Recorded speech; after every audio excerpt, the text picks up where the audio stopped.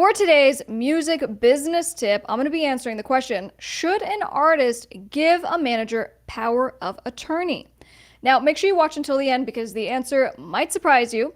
But before we get started, make sure you share this video. I appreciate you guys, of course, liking, commenting, all that really helps with our YouTube algorithm.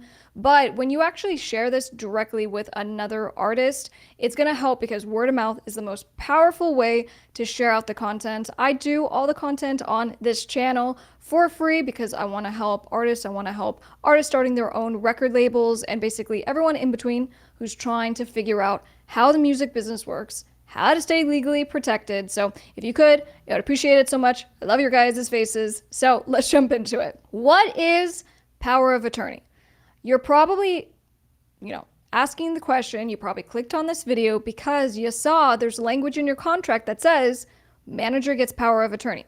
Power of attorney is the authority to act for another person, specifically in a legal and or financial capacity. So you're giving someone a lot of power to act on your behalf, okay? That includes things like signing contracts, sending and taking money. It's a big deal.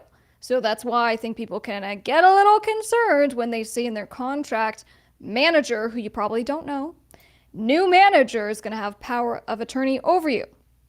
So then going back to the question of, does an artist need to give that power to a manager? And let's talk about what's industry standard. I'm going to cover all of that. So in your standard management agreement, you may see this language in different type of contracts, but the most common place that it comes up is a management agreement. And it's going to be in a section where it defines the rights and authority of the manager. Here's all the stuff that the manager can and maybe will do for your career. So let me go through kind of what's in a stereotypical list. And the first is going to be, manager is hereby appointed to be the true and lawful attorney in fact to do any of the following on behalf of the artist during the term of the agreement. And this is usually a pretty extensive list. So it's going to be things like to approve and authorize publicity, right? So to give permission to the press to use your name and likeness, to use your photos, to execute contracts on behalf of the artist, right? To negotiate.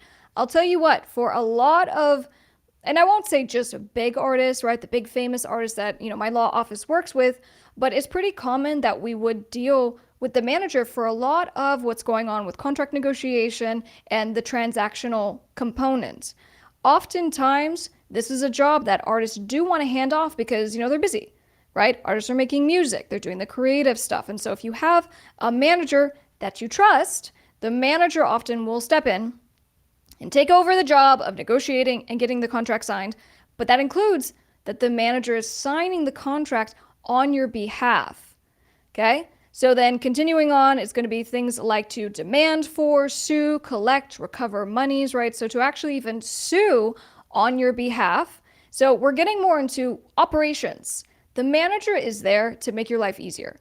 The manager is there to be you. And so in order to be you, the manager needs to have that power of attorney, or so they request in these contracts, okay? To execute for the artist in artist name, all agreements, documents, contracts for services, talents, right? Because oftentimes the manager is going to go and hire your, let's say, booking agent, right? That's a common thing. So we see this list of what the manager is empowered to do. And because a lot of this has legal implications, another person cannot go and sign contracts on your behalf. Another person cannot go and, sue and collect money on your behalf. That's why you see this language in the contract. But I'm going to give you a pro tip that's going to make you feel a lot more comfortable when you see this language in your contract. And that's in addition to the language of what we just went over. Manager is hereby appointed as artist's exclusive, true, and lawful attorney in fact to do all the following stuff. You are going to make sure in your contract that it says with prior written approval from artist.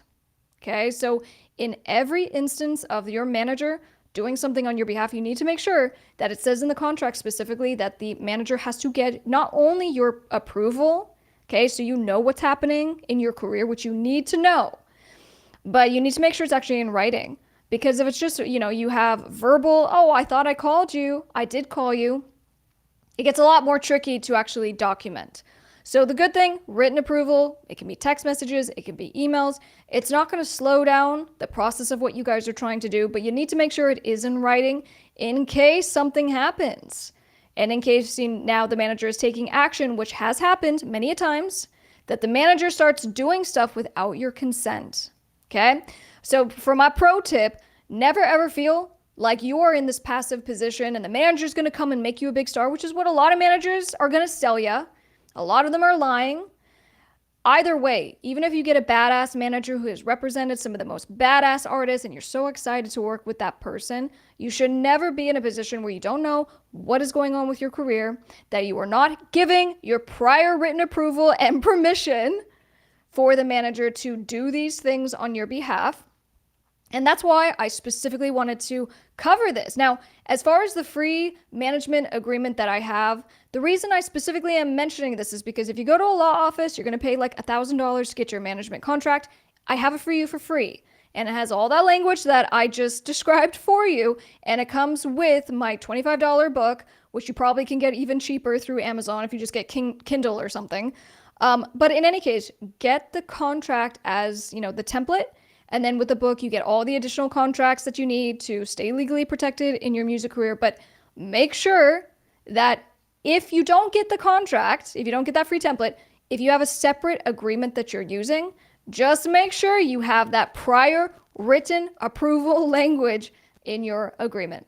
Make sure you subscribe, all right? And like I said, the best thing that you can do if you appreciate the content on this channel from this video, if you found this helpful, just send this video to one other artist that you know, and that would be incredibly helpful.